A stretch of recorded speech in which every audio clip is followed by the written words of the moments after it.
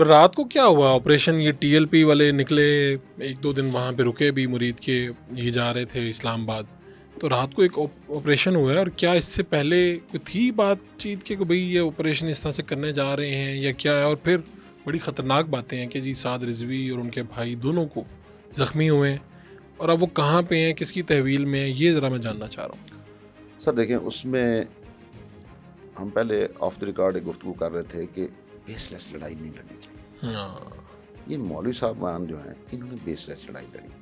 अब जब 2 साल इसराइल ने जुल्म के पहाड़ तोड़ दिए यार, बच्चे मार दिए हज़ारों की तादाद, तो उस वक्त तो आप खामोश रहे। जब कोई दुनिया उठी है, चलो यार किसी बहाने जंग बंदी ख़त्म हो, भैया हम तो लड़ नहीं सकते उससे। कौन मुस्लिम कंट्री खड़ा हुआ है जिसने जाके इसराइल के खिलाफ कहा होगा जी मैं लड़ता हूँ?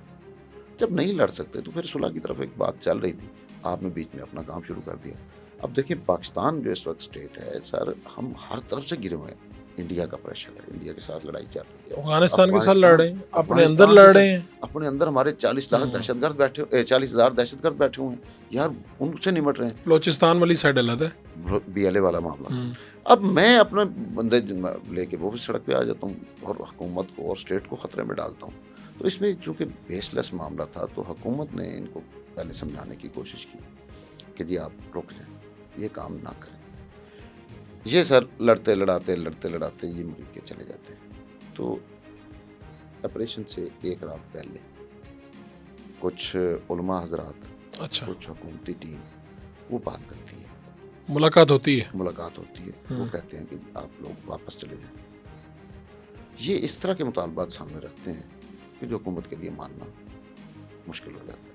ये निकले थे अक्सा मिलियन मार्च के नाम पे जी, गजा के लिए, हाँ जी, यकदम उसको चेंज कर देते हैं कि अब जनाब ये जो है ये है नफाज निज़ाम मुस्तफ़ा, तहरीक निज़ाम नफाज निज़ाम मुस्तफ़ा कि हज़रत मोहम्मद सल्लल्लाहु अलैहि वसल्लम का जो निज़ाम है वो नाफिज किया जाए।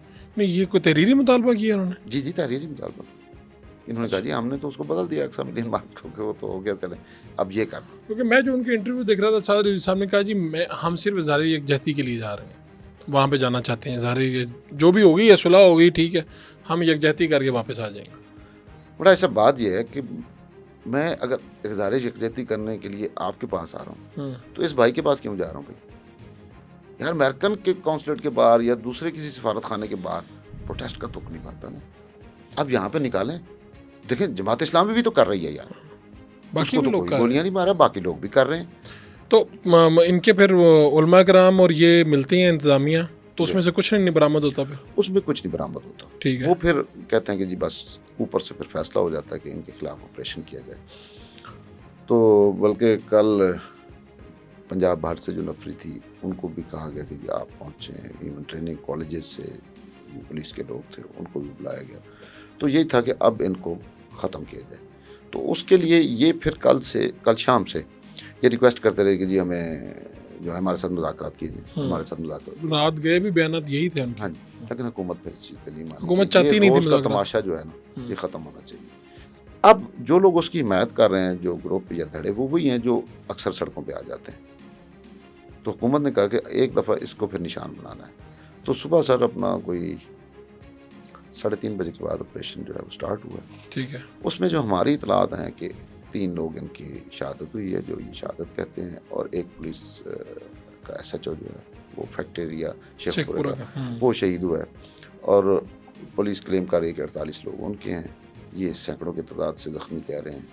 फायरिंग का ऑर्डर जो है ना सर, वो मैं नहीं समझता कि किसी ने दिया होगा। अच्छा, अभी तक हमने, क्योंकि वो जो उनके कारकुनान की वीडियोस आ रही हैं क्या जी, सीधी फायरिंग हमारे पे शुरू कर दी है वो। जी वो अब आप चूँकि बीट करते हैं और कितने ही सालों से कर रहे हैं, तो हालात जैसे भी हों, डिक्टेटर भी आते हैं, सिविल गवर्नमेंट भी आती हैं, तो आप कह रहे हैं कि ये फायरिंग का ऑर्डर इस तरह से नहीं जारी किया जा सकता? नहीं, मुमकिन नहीं है सर कि आपकी पब्लिक है, मतलब सैकड़ों लोग आगे बैठे हैं और आप फायरिंग के ऑर्डर कर दें, इस तरह मुमकिन नहीं होता।